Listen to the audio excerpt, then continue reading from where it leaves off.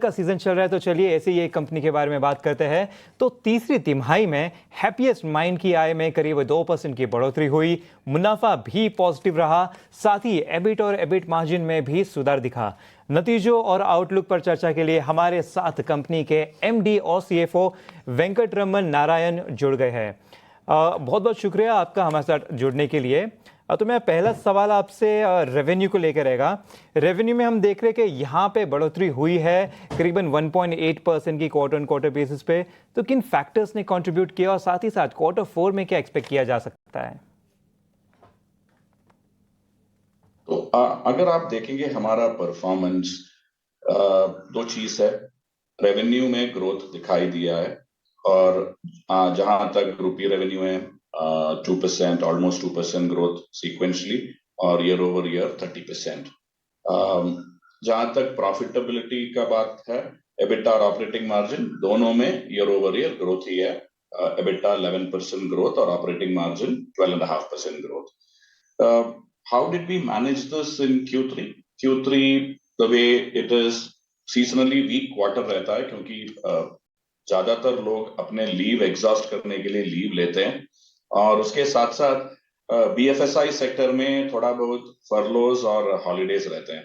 तो इनके बावजूद हमने ग्रोथ परफॉर्मेंस दिखाई है क्योंकि थोड़ा बहुत हमने leave cancellation, leave extra working request ये सब करा के हमने वो लीव का इम्पैक्ट को नेगेट कर चुके हैं। जी बिल्कुल वेंकट सर, एक और सवाल है कि क्यूआईपी के जरिए जो है आपने जुटाए थे फंड, और इसका जो प्रयोग जो है इसका क्या एप्लीकेशंस देखने वाला है? लगभग 1500 करोड़, माफ करिएगा 500 करोड़ का जो नेट कैश फ्लो कंपनी में लगातार आ रही है। तो ओवरऑल जो है जहाँ तक हमारे नंबर्स कह रहे हैं कि आपके कैश फाइल में बहुत स्ट्रेंथ देखने मिल रहा है, तो अप्लाई क्या करने वाले हैं ये बताइए। हमारा कैश पोजीशन तकरीबन 1500 करोड़ है। उसमें थोड़ा बहुत लॉन्ग टर्म डेट ले चुके हैं हमने एक्विजिशन के लिए। नेट ऑफ डेट तकरीबन 500 to 600 करोड़ हमारे बैंक में है। तो that's the amount that we are keeping. Acquisition के लिए we have deployed close to 900 crores to 1000 crores up till now. Macmillan और अभी PureSoft और RES के acquisition में. So we have deployed the money that we have raised in our QIP. But going forward, we have some amount of cash. But if you want to do some large acquisition, हमको capital raise करना ही पड़ेगा. But this is a fair amount of cash in our books, and we are currently in the safe region. And we continue to generate good cash. तकरीबन 177 crores we have generated operating cash during the जी वेंकटरमन जी, एक और सवाल एक खास segment को लेकर। अगर हम पीडीएस सेगमेंट की बात करें तो यहाँ पर हमें जो कंट्रीब्यूशन लगभग 80% रेवेन्यूज़ के तहत आता हुआ दिखाई दे रहा है। लेकिन अब सवाल यहाँ पर ये है, आपकी रेवेन्यू स्ट्रीम्स की अगर हम बात करें, क्या इसको और डाइवर्सिफाई करने को लेकर किसी भी तरह की योजना जो बनाई जा रही है? See, we are beginning to start looking at the financials on the vertical basis. वो जो हम चेंज किए थे पहले क्वार्टर में था, we have verticalized our business, but our business is verticals converge into the BUs as you see.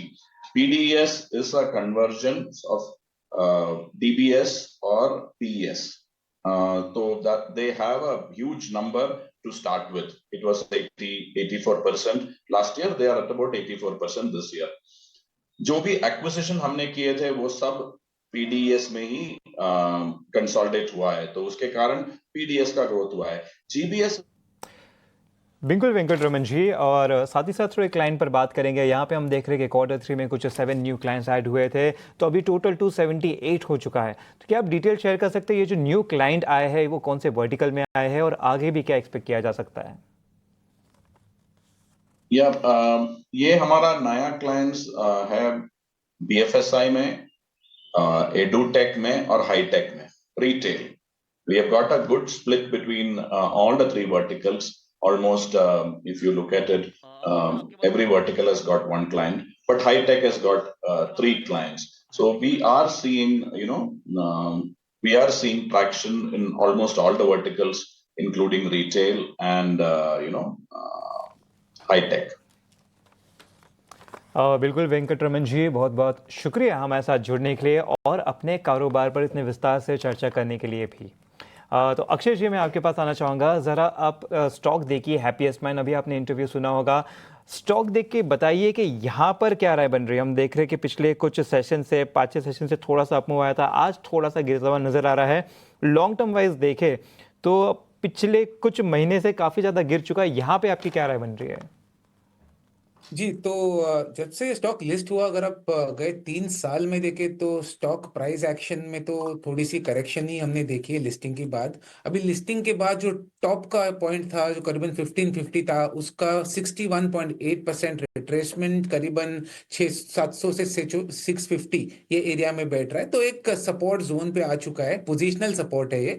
तो नई खरीदारी करने की तो राय नहीं है, क्योंकि अभी तक सपोर्ट बन चुका है, ये कंफर्मेशन नहीं है। पर जिनके पास है ऑलरेडी, उनको 590 ये स्टॉप लॉस बना के होल्ड करना है। थोड़ी सी अगर 750 के ऊपर रिकवरी कर दे तो बाइंग के मौके मिलेंगे। मोमेंटम में स्ट्रेंथ के साथ बाय करने की राय दूंगा। उस केस में आपको रिकवरी में 950 या 1000 के टारगेट बनते हुए दिखेंगे। बहुत बहुत शुक्रिया इस राय देने के लिए। तो यहाँ पे लेवल्स आपको बता दिए गए हैं।